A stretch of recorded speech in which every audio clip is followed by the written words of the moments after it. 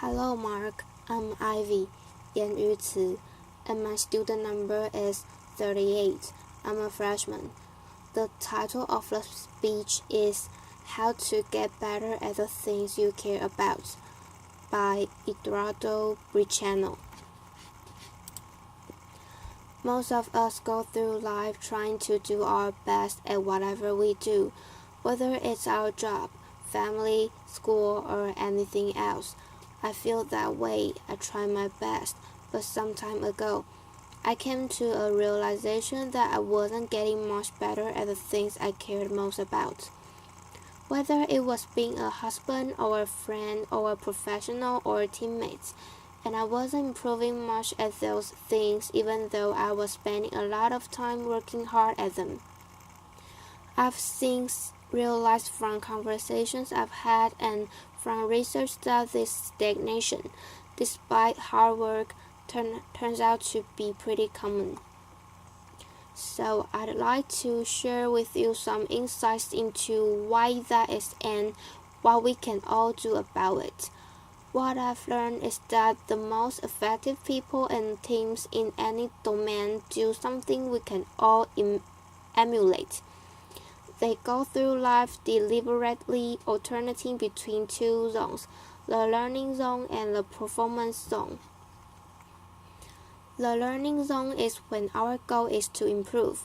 Then we do activities designed for improvement, concentrating on what we haven't mastered yet, which means we have to expect to make mistakes, knowing that we will learn from them.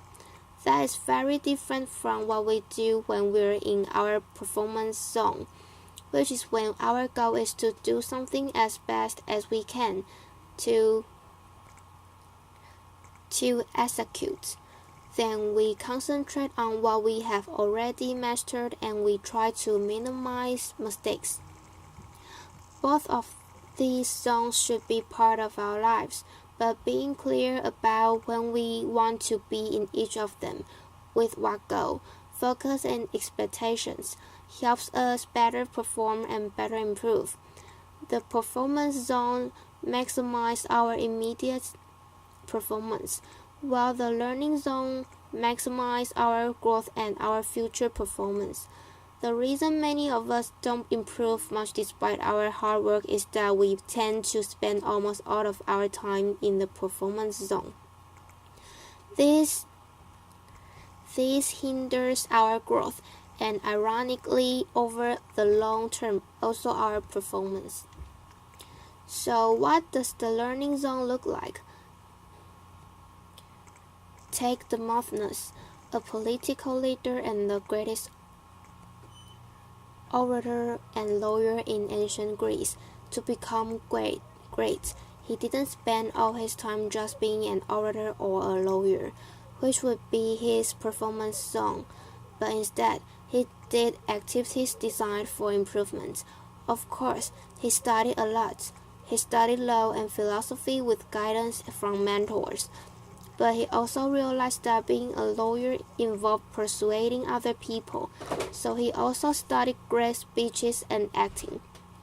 To get rid of an odd habit he had of involuntarily lifting his shoulder, he practiced his speeches in front of a mirror, and he suspended a sword from the ceiling so that if he raised his shoulder, it would hurt.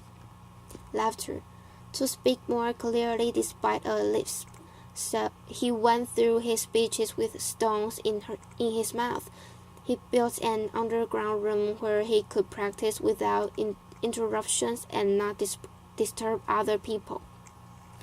And since courts at the time were very noisy, he also practiced by the ocean, projecting his voice above the roar of the waves.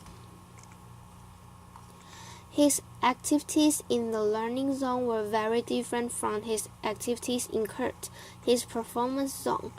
In the learning zone, he did what Dr. Anders Ericsson calls deliberate practice.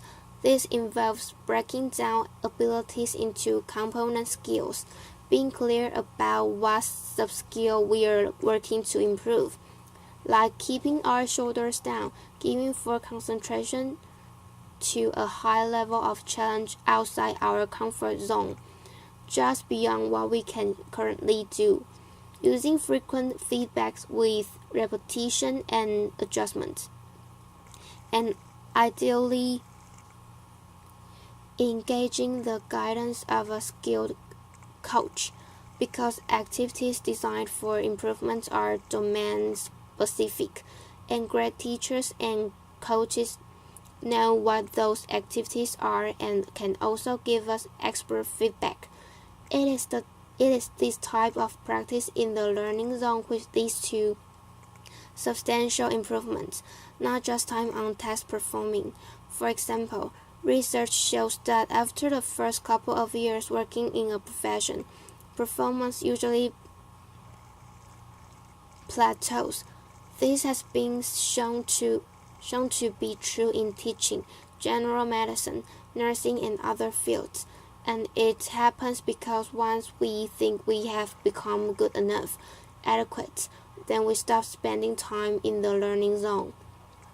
We focus all our time on just doing our job, performing, which turns out not to be a great way to improve.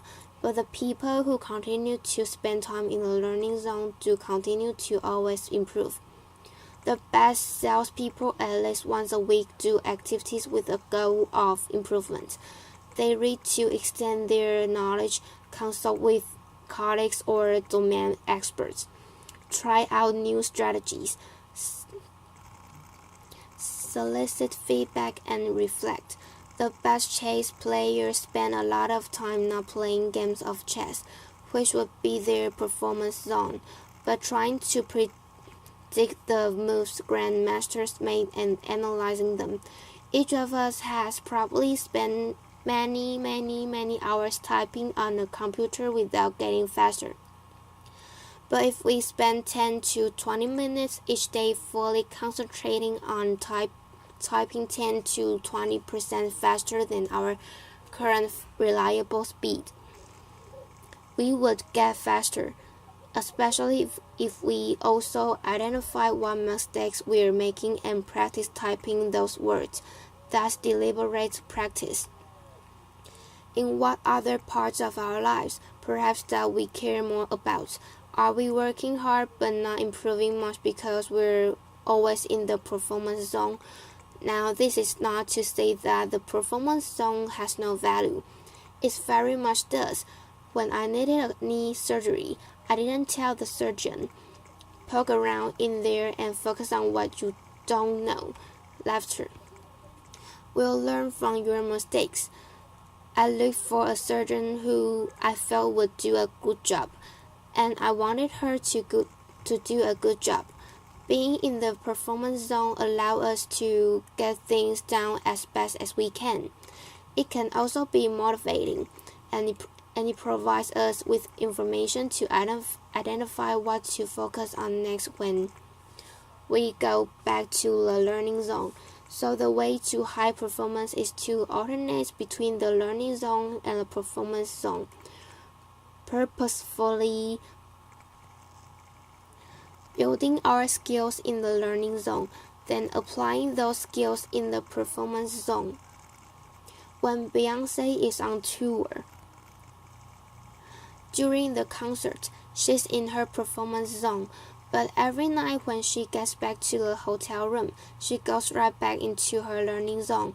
She watches a video of the show that just ended. She identifies opportunities for improvement for herself, her dancers, and her camera staff.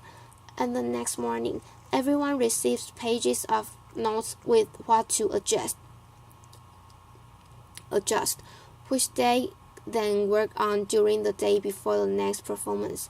It's a spiral to ever-increasing capabilities, but we need to know when we seek to learn and when we seek to perform. And while we want to spend time doing both, the more time we spend in the learning zone, the more we'll improve. So how can we spend more time in the learning zone? First, We must believe and understand that we can improve, what we call a growth mindset. Second, we must want to improve at that particular skill. There has to be a purpose we care about because it takes time and effort. Third, we must have an idea about how to improve, what we can do to improve, not how I used to practice the guitar as a teenager, performing songs over and over again, but doing deliberate practice. And fourth, we must be in a low-stakes situation because if mistakes are to be expected, then the consequence of making them must not be catastrophic or even very significant. A tightrope walker doesn't practice new tricks without a net underneath, and an athlete wouldn't set out to first try a new move during a championship match. One reason that in our lives we spend so much time in the performance zone is that our environments often are unnecessarily high stakes. We create social risks for one another, even in schools which are supposed to be all about learning. And I'm not talking about standardized tests. I mean that every minute of every day. Many students in elementary schools through college feel that if they make mistakes, others will think less of them. No wonder they're always stressed out and not taking the risks necessary for learning. But they learn that mistakes are undesirable inadvertently. When teachers or parents are eager to hear just correct answers and reject mistakes rather than welcome and examine them to learn from them, or when we look for narrow responses rather than encourage more exploratory thinking that we can all learn from. When all homework or student work has a number or a letter on it and counts towards a final grade, rather than being used for practice, mistakes, feedback, and revision, we send the message that school is a performance zone. The same is true in our workplaces. In the companies I consult with, I often see flawless execution cultures which leaders foster to encourage great work, but that leads employees to stay within what they know and not try new things. So companies struggle to innovate and improve, and they fall behind. We can create more spaces for growth by starting conversations with one another about when we want to be in each zone. What do we want to get better at and how? And when do we want to execute and minimize mistakes? That way we gain clarity about what success is, when and how to best support one another. But what if we found ourselves in a chronic high-stakes setting and we feel we can't start those conversations yet? Then here are 3 things that we can still do as individuals. First, we can create low-stakes island in an otherwise high-stakes area. C. These are spaces where mistakes have little consequence. For example, we might find a mentor or a trusted colleague with whom we can exchange ideas or having vulnerable conversations or even role play. Or we can ask for feedback-oriented meetings or as projects progress. Or we can set aside time to read or watch videos or take online courses. Those are just some examples. Second, we can execute and perform as we're expected, but then reflect on what we could do better next time, like Beyoncé does, and we can observe and emulate experts. The observation, reflection, and adjustment is a learning zone. And finally, we can lead and lower the stakes for others by sharing what we want to get better at, by asking questions about what we don't know, by by soliciting feedback and by sharing our mistakes and what we've learned from them so that others can feel safe to do the same. Real confidence is about modeling ongoing learning. What if instead of spending our lives doing, performing, we spent more time exploring, asking, listening, experimenting, reflecting, striving, and becoming? What if we each always had something we were working to improve? What if we created more low-stakes islands and waters? And what if we got clear within ourselves and with our teammates about when we seek to learn and when we seek to perform, so that our efforts can become more consequential, our improvements never ending, and our best even better? Thank you.